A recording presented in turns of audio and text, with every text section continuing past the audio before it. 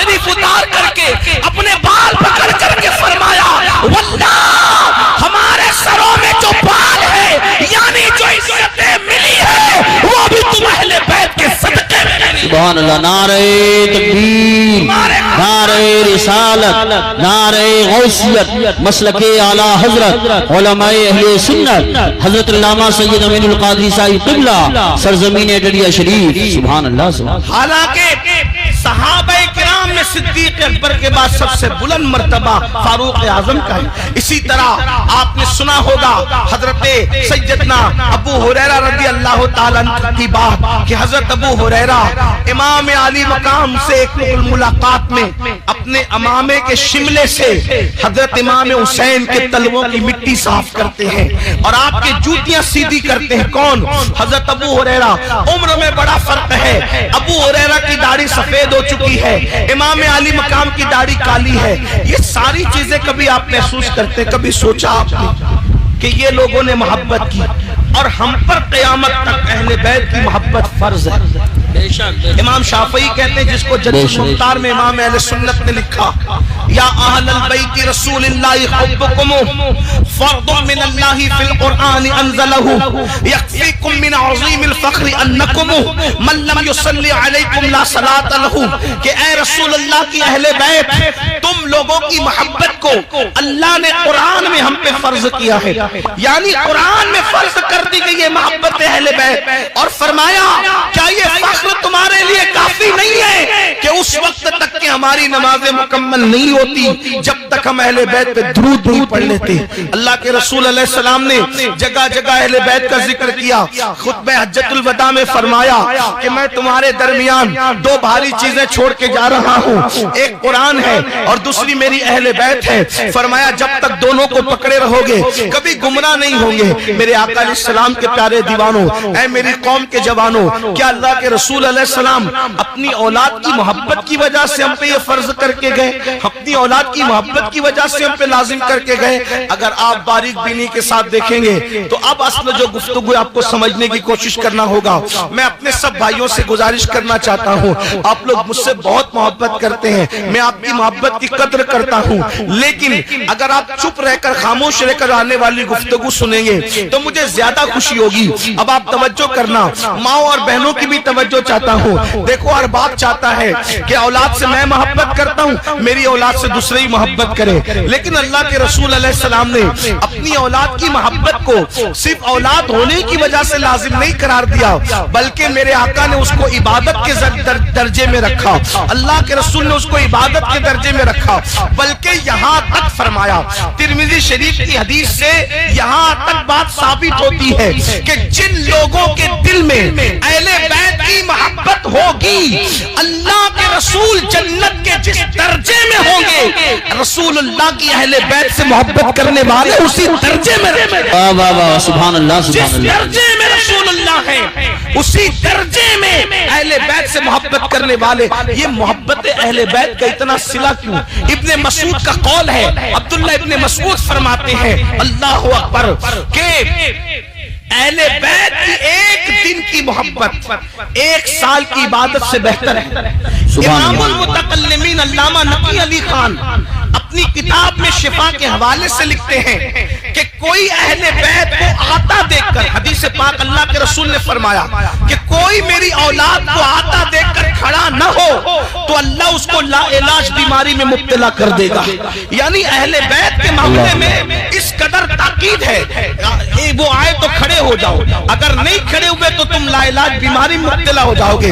قاضی شہاب الدین دولت آبادی جو مخدوم اشرف جہانگیر سمنانی کے خلیفہ اور شاگرد ہے، وہ حدیث پاک اپنی کتاب تفسیر میں لکھتے ہیں کہ تمہارے درمیان کوئی بھی آئے، تمہاری مرضی کھڑے رہو یا بیٹھے رہو، لیکن جب رسول اللہ کی اولاد آیا کرے تو تم اٹھ کر کے کھڑے ہو جایا کرو، کیونکہ اللہ کے رسول نے فرمایا ان کو پیچھے کر کے تم آگے نہ جانا، ان کو پیچھے کر کے تم آگے نہ جانا۔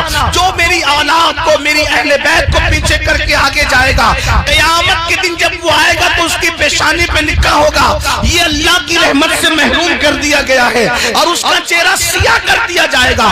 ہر جگہ پہ اہل بیت اہل بیت اہل بیت اہل بیت۔ آپ سے پوچھنا چاہتا ہوں، حتیٰ کہ جب آیت درود نازل ہوئی ان اللہ و وملائکتہ یصلون علی النبی یا ایھا الذین آمنوا صلوا علیہ وسلموا تسلیما اللہم صل علی سیدنا محمد وعلی آل سیدنا محمد. جب یہ آیت درود نازل ہوئی تو صحابہ کرام نے کہا یا رسول اللہ ہم درود کیسے پڑھے؟ تو میرے آقا نے فرمایا مجھ پر مجرد درود نہ پڑھا کرو, مجھ پر اکیلا درود نہ پڑھا کرو. کافر یا رسول اللہ کیسے پڑھے؟ تو سرکار فرماتے ہیں یہ نہ کہو اللہم صلی علی محمد, یہ نہ کہو بلکہ یوں کہو اللہم صلی علی محمد وعلی آل محمد. یعنی جب مجھ پہ درود پڑھنا تو اکیلے مت پڑھنا, صرف مجھ پہ مت پڑھنا بلکہ میری آل بیت کے ساتھ ملا کے مجھ پہ درود پڑھنا, میری آل کے ساتھ مجھ پہ درود پڑھنا. اللہ اکبر.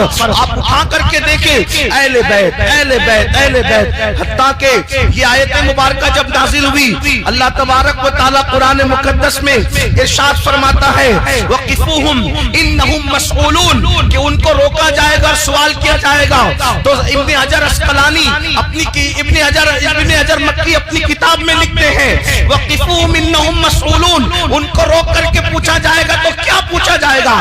ابن حجر اس کی تفسیر کرتے ہوئے بیان کرتے ہیں اللہ اکبر کہ جب نماز روزے حج زکات کے سارے حساب ہو جائیں گے تو پھر روکا جائے گا جنت میں جانے سے پہلے کہ تم نے رسول اللہ کی اہل بیت سے محبت کی تھی, ان کا حق ادا کیا تھا یا نہیں کیا تھا. یہ سوال آخری میں تم سب سے کیا جائے گا. آخر محبت اہل بیت اتنا اہم کیوں؟ تو مجھے جو بات سمجھ میں آئی وہ یہ اپنے بزرگوں کے اقوال سے, ان کی تعلیمات سے, کہ جو جس سے محبت کرتا ہے وہ اسی کے نقش قدم پہ چلتا ہے. سبحان اللہ ماشاءاللہ ماشاءاللہ. اہل بیت کو ہر جگہ جو رکھا صرف اولاد ہونے کی وجہ سے نہیں رکھا, کیونکہ رسول اللہ کے علم میں یہ بات ہے, حضور یہ جانتے ہیں کہ کوئی کتنا بھی بگڑے گا لیکن میری اہل بیت صراط مستقیم پر قائم رہے گی. حضور علیہ الصلوۃ والتسلیم کی نگاہیں دیکھ رہی تھی سن 60 ہجری کا طوفان آئے گا اور 60 ہجری کے طوفان میں دین بدلا جائے گا, سنت رسول بدلی جائے گی, عدل و انصاف کا قانون بدلا جائے گا, محرمات کے ساتھ نکاح کی ترکیبیں بنے گی, سود عام ہوگا, شراب اعلانیہ پی جائے گی. اس وقت کچھ لوگ مصلحت کے تحت رخصت پر عمل کرتے ہوئے گھروں میں بیٹھے ہوں گے, حالانکہ ان کا گھروں میں بیٹھنا کوئی جرم نہیں ہوگا کیونکہ شریعت اس کی اجازت رخصت کی دیتی ہے. لیکن جب سب بیٹھیں گے اس وقت میرے دین کے لیے جو اٹھے گا وہ کوئی اور نہیں ہوگا, وہ میرے ہی خاندان سے, میری اہل بیت سے ہوگا. اس کے بعد آپ دیکھیں جب ہندوستان کفرستان بنا ہوگا اس وقت 90 لاکھ کو کلمہ پڑھانے والا کسی اور خاندان سے نہیں ہوگا, وہ خاندان اہل بیت سے ہوگا. جب دین مردہ ہو رہا ہوگا تو دین کو زندہ کرنے والا بغداد میں جو اٹھ کے کھڑا ہوگا وہ کسی اور کے خاندان کا نہیں ہوگا, وہ بھی اہل بیت کے خاندان کا, جسے دنیا عبد القادر جیلانی غوث اعظم کے نام سے یاد کرے گی. اسی طریقے سے اللہ اکبر 14 سال کی عمر میں اللہ کے دین کے لیے شہید ہونے والا کسی اور کے خاندان کا نہیں, مسعود سالار غازی اہل بیت کے خاندان کا ہوگا. اسی طریقے سے کفرستان کے اندر صابر کلیر کی شکل میں دین کا پرچم لہرانے والا اہل بیت کے خاندان سے ہوگا. دلی میں انقلاب پیدا کرنے والا محبوب الہی نظام الدین اولیاء خاندان اہل بیت سے ہوگا. اللہ اکبر. لاہور کی سرزمین پر خدا کے دین کا محافظ بن کے کھڑا ہونے والا داتا علی حجویری اہل بیت کے خاندان سے ہوگا. اسی طرح قیامت کے قریب کوئی خاندان دین کے لیے اٹھے نہ اٹھے, آخری میں جو محمد مہدی کی شکل میں اللہ اکبر دین کا حمایتی بن کر کے اٹھے گا اکیلا تنے تنہا, وہ بھی خاندان نبوت کا چشم و چراغ خاندان اہل بیت سے ہوگا.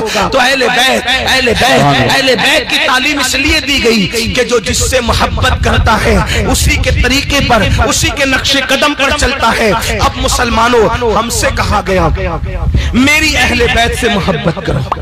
اب جب دل میں محبت کسی کی بھی پیدا ہو, کسی کی بھی محبت کسی کی بھی پیدا ہوتی ہے تو آدمی بولنے میں اس کی نقل کرتا ہے, چلنے میں اس کی نقل کرتا ہے.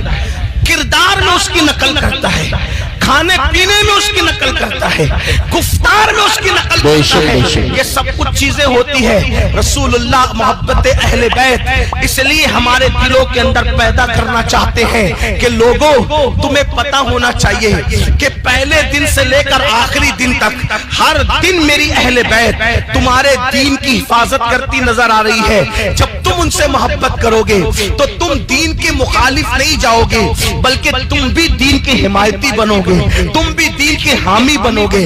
لیکن شومی قسمت کہ آج اہل بیت کی محبت یا رسول اللہ کی محبت یا اولیاء کی محبت، اس کا مفہوم ہی لوگوں نے بدل دیا۔ محبت اہل بیت کا مطلب کیا؟ شربت، کھچڑا، نیاز، گرما گرم رافضیوں کی نقل والا، رسومات والا محرم۔ اب تو سنیوں والا محرم بہت سارے علاقوں میں دیکھنے کے لیے آنکھیں ترس رہی ہیں، اور ظلم اور دہشت گردی کا ماحول لوگوں کا یہ ہے